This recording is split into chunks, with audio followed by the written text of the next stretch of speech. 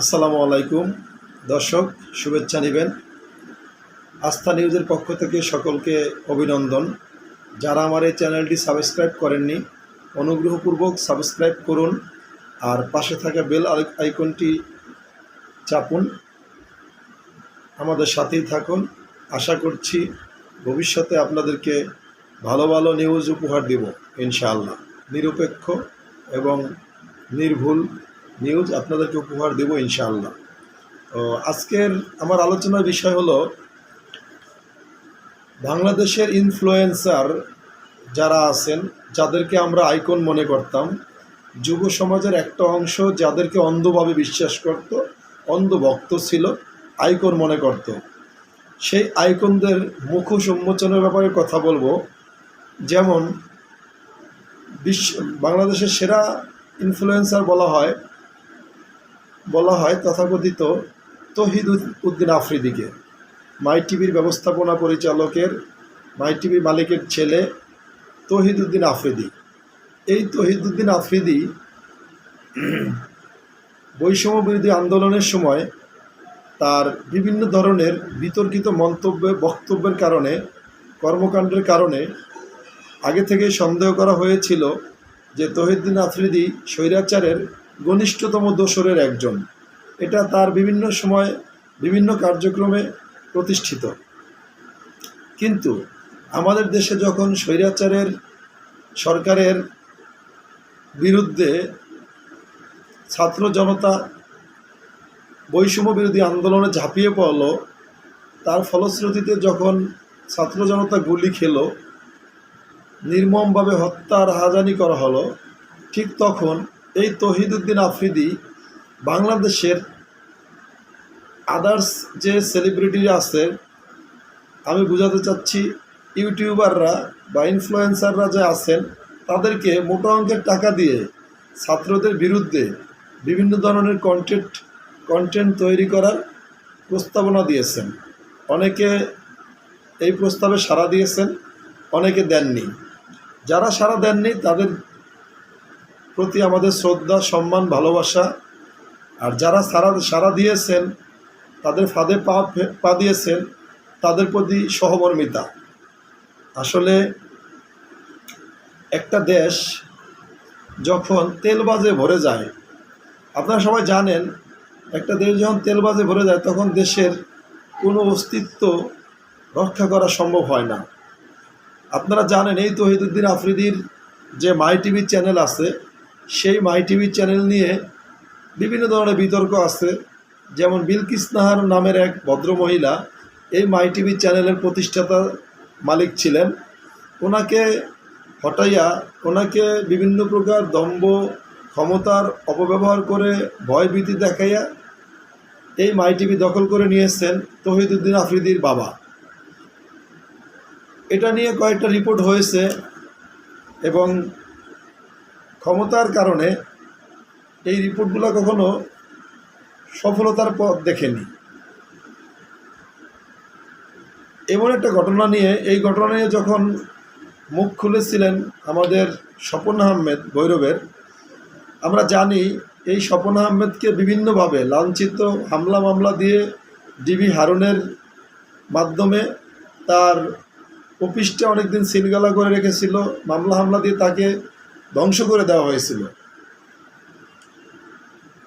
এই তৌহিদ উদ্দিন আফ্রিদিরা বাংলাদেশে, আমি জানি না কিভাবে একটা তরুণ জেনারেশনের আইকন হয়। এদের ভিতরে আইকন হওয়ার মতো কি অ্যাবিলিটি আছে, কি যোগ্যতা আছে, কি সততা আছে, কি প্রতিবাদ আছে, কি গ্রহণযোগ্যতা আছে। এরা বাংলাদেশের একটা শ্রেণীর ইয়াং জেনারেশন আইকনে পরিণত হয়েছেন। আমার আফসোস লাগে, কখনোই কোনো প্রকার তাদের কর্মকাণ্ড আমার কাছে ভালো লাগেনি। যাই হোক, ইদানিং সরকার পতনের পরে যেমন আজও দেখলাম হুডাপ্পি কমপ্লেন করতেছে তৌহিদ আফ্রিদির নামে। তাশরিফ খান কিছুদিন আগে থেকেই কমপ্লেন করে আসছে, এস ফাহিম কমপ্লেন করে আসছে। এরকম আরও অনেক ইউটিউবাররা, আমি সকলের নাম জানি না, দুঃখিত, অনেক ইউটিউবাররাই তৌহিদ উদ্দিন আফ্রিদির আন্দোলন চলাকালীন কর্মকাণ্ডের ব্যাপারে মুখ খুলতেছেন। তো আমি বলতে চাই, এই যে তৌহিদুদ্দিন আফ্রিদি, যিনি সরকারের পক্ষে যে, গণমানুষের বিপক্ষে যে, দেশবাসীর বিপক্ষে যে, স্বৈরাচার সরকারকে খুশি করতে, স্বৈরাচার সরকারের মন জোগাইয়া চলার জন্য যে নিজেকে এভাবে বিলিয়ে দিল, অন্যায্যতায় বিপদগামী হয়ে গেল, এই তৌহিদুদ্দিন আফ্রিদি কী করে একটা যুব সমাজের আইকন হয়? এই বাংলাদেশের আমাদের যে ছোট ভাই বোনেরা আছেন, শিক্ষার্থী ভাই বোনেরা আছেন, আমি তাদের উদ্দেশ্যে বলবো, হয়তো কিছুদিন গেলে আপনারা এই আফ্রিদিকে ভুলে যাবেন, আবার আফ্রিদির ভক্ত হবেন। আফ্রিদি এক জায়গায় গেলে লক্ষ লক্ষ ছেলে মেয়ে সেখানে ভিড় জমাবেন, অনেকে পাদদলিত হয়ে মারা যাবেন। এর মানে আমি বুঝি না।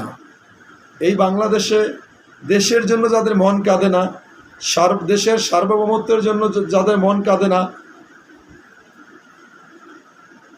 দেশের আন্দোলন সংগ্রামে ন্যায্য অধিকারের ভিত্তিতে আন্দোলন সংগ্রামে ন্যায্যতার প্রশ্নে, ন্যায্য দাবির প্রশ্নে যাদের মন কাঁদে না, মন টানে না, যাদের মনে স্বৈরাচারী মনোভাব থাকে, স্বৈরাচার সরকারের দোসর হয় এবং নিপীড়ন করে সাধারণ মানুষকে, তারা কীভাবে একটা যুব সমাজের আইকনে পরিণত হয়?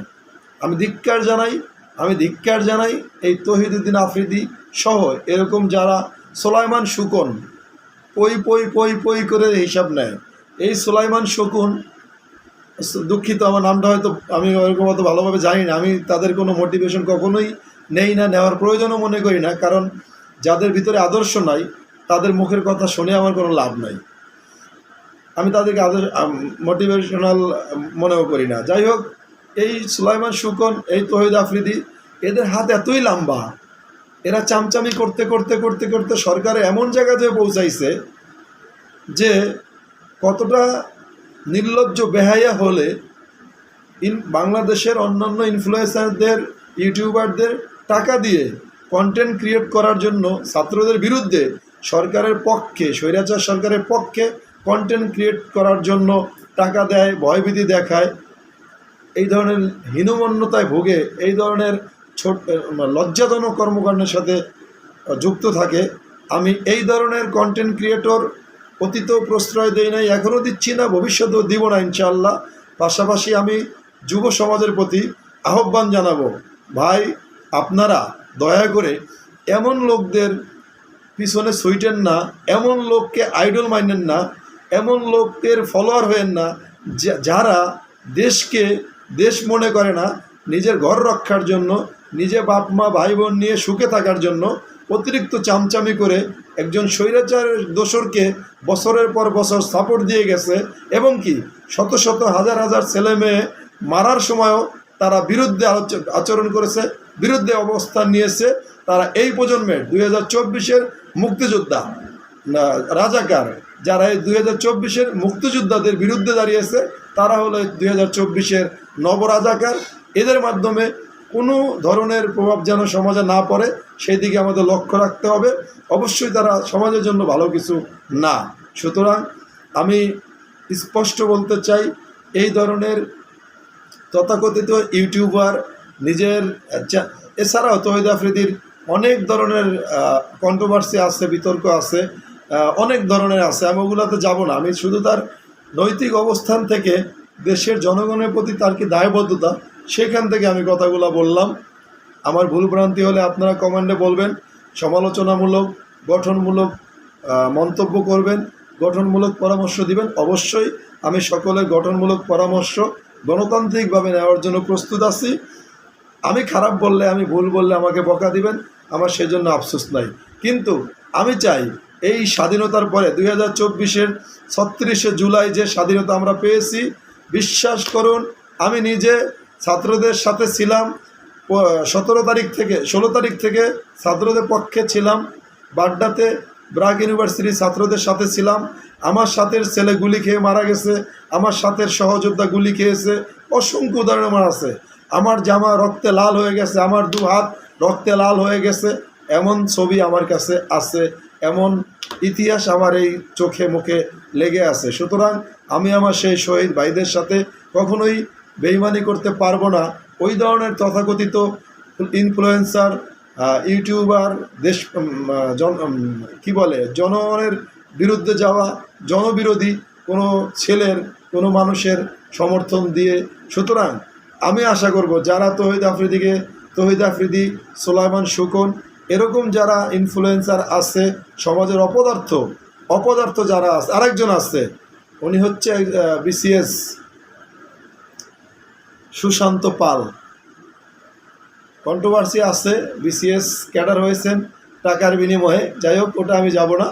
এই ধরনের ইনফ্লুয়েন্সারদেরকে আপনার ভবিষ্যতে প্রতিহত করবেন, তাদের থেকে সাবধান থাকবেন, নিজে সাবধান থাকবেন, ভাই বোন ছেলে মেয়ে আশেপাশের লোকদেরকে সাবধান রাখবেন, দেশপ্রেমিক হয়ে উঠবেন, দেশপ্রেমিক হয়ে উঠতে অপরকে সাহায্য করবেন, এবং যারা 24-এর নয়া রাজাকার তাদের থেকে দূরে থাকবেন, তাদেরকে মনে প্রাণে হিংসা করবেন, ঘৃণা করবেন। আর যারা 24-এর মুক্তিযোদ্ধা কোনো না কোনোভাবে সমর্থন দিয়েছেন, তারাও মুক্তিযোদ্ধা। আমি মনে করি স্বৈরাচার, আওয়ামী লীগের দোসর এবং এই ধরনের তেলবাজ ছাড়া এই সবাই মুক্তিযোদ্ধা। যারা এই আন্দোলনে সক্রিয়ভাবে ভূমিকা পালন করেছেন তারা তো মুক্তিযোদ্ধা। যারা করতে পারেননি, মন থেকে করেছেন, ফেসবুকে করেছেন, বিভিন্নভাবে প্রতিবাদ করেছেন, আমি তাদেরকেও মুক্তিযোদ্ধা হিসেবে গণ্য করব। এবং এই ধরনের রাজাকারদের থেকে দূরে থাকবেন, বাংলাদেশকে নিরাপদ রাখবেন, নিজে ভালো থাকবেন, পাশের লোককে ভালো রাখবেন। ধন্যবাদ। আসসালামু আলাইকুম।